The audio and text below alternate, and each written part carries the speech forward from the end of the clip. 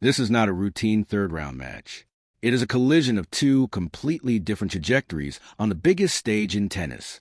Alex Eala already has a win over Iga Świątek. Świątek already has a win over Eala. Neither has ever played the other on grass, until now. And when Eala walks onto center court, she won't just be carrying her own game with her.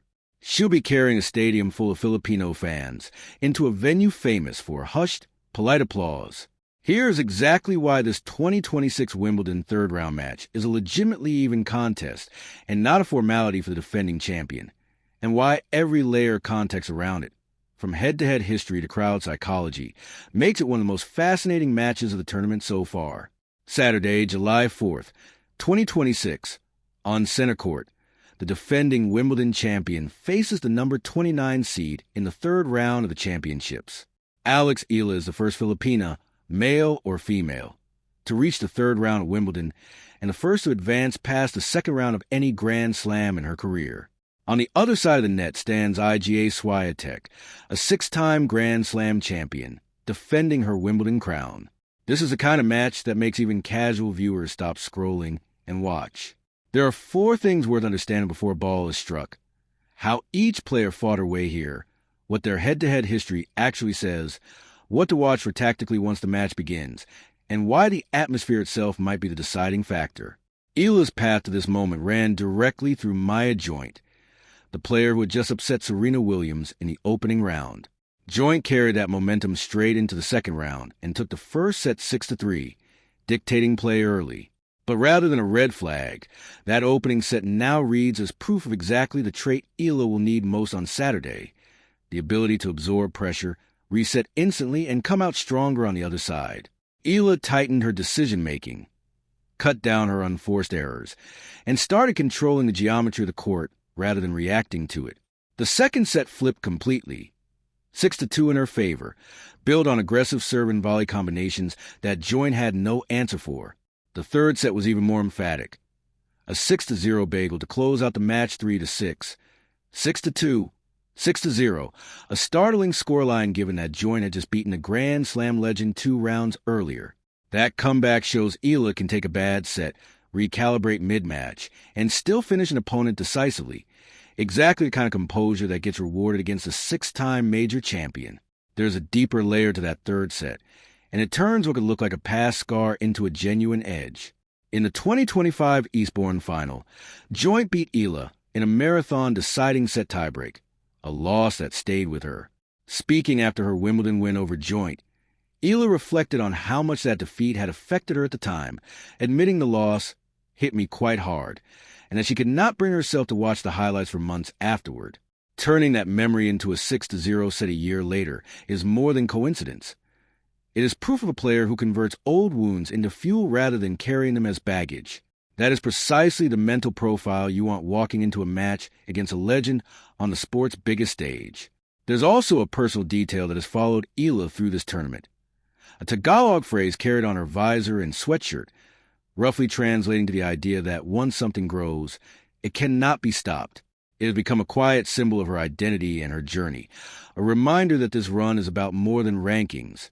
It's personal, cultural, and deeply felt back home in the Philippines.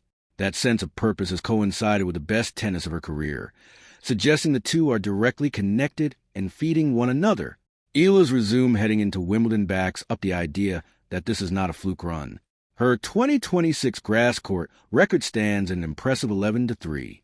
She won the title of the Birmingham Classic, reached the semifinals of the Berlin Open, where she defeated world number 2 Elena Rybakina and Alina Svitolina before falling to Linda Noskova, and picked up a career-high ranking of number 29, beating a top 2 player and a former Grand Slam champion in the same week. On the same surface she is about to play on again is a resume of a player who now belongs in exactly this conversation. This is a player peaking at precisely the right moment, with grass court form that few in the draw, seeded or not, can currently match. Świątek's pedigree is not in question. She is a 6-time Grand Slam champion, a former world number 1 for 125 weeks, and the reigning Wimbledon champion after a dominant 2025 final, where she defeated Amanda Anisimova 6-0, only the second player, man or woman, in the Open era to win a major final without dropping a single game. She adjusted her game specifically to conquer grass, shortening her backswing and altering her footwork to handle the surface's lower, faster bounce. That willingness to rebuild core mechanics for one surface, and then win a major final on it without losing a game, is a level of adaptability most players never manage even once in a career. 2026 has been a more demanding season for Pole, and she has used it to sharpen exactly the parts of her game that grass rewards most. She has not collected a title yet this year, but that stretch has forced her to problem-solve in real time rather than coast on dominance, which makes her sharper and more dangerous once the pressure of a major tournament arrives. Her Wimbledon opener showed exactly that sharpness under fire. She survived Taylor Townsend 6-1, 2-6, 6-3, and spoke candidly afterward about the moment. That honesty, followed immediately by a cleaner 6-1, 6-3 win over Karolina Pliskova in round 2, is itself a signal. She corrects course quickly, match to match, which is exactly the skill a title defense demands. The real question heading into Saturday is which version of Świątek shows up when the difficulty spikes, and her track record answers that clearly. When the stakes are highest, at the business in a Grand Slam, she has repeatedly found her best tennis, 6 times over. The history between these two is short but loaded, and it says something rare. Neither player owns the other. At the 2025 Miami Open, Eala, then ranked outside the top 140 and entering as a wild card, stunned Świątek 6-2, 7-5, a tactically sharp performance built on standing inside the baseline and attacking Świątek's second serve relentlessly. It was a signature win of Eala's breakthrough run to the semifinals of that WTA 1000 event, and it proved on record that her game plan works against the best player in the world. Świątek answered a month later. At the 2025 Madrid Open, on her preferred clay surface, she came back from a set down to beat Eala for the 6, 6-4, 6-2, a clinically adjusted performance that reasserted her authority and showed she can solve Eala's puzzle when given time to adjust mid-match. That leaves a head-to-head sitting at 1 win apiece. Hard court to Eala, clay to Świątek. Neither of those matches happen on grass, which means Saturday is a rematch weighted by history. So much as a genuinely fresh contest on a surface that has never told these two players who is better. That is the single most interesting fact about this match. The tiebreaker will be written from scratch live on the biggest court in tennis. Świątek's signature weapon is her heavy topspin forehand, a shot that has carried her to multiple French Open titles. On grass, low and fast bounces shift more emphasis onto her serve and her flatter, more compact shot-making. The very adjustments she has spent the season refining, turning a surface challenge into a rebuilt weapon. Her first serve percentages hovered in the low to mid-60s, and her most instructive moments this year have come in tight, extended sets, precisely the kind of high-leverage tennis that a major quarterfinal push would demand of her again. Eala's game, by contrast, is built for this surface. She hits flat and takes the ball early, which suits grass's low, quick bounce. Her left-handed serve creates awkward angles for right-handed returners, particularly slices that jam opponents in the body.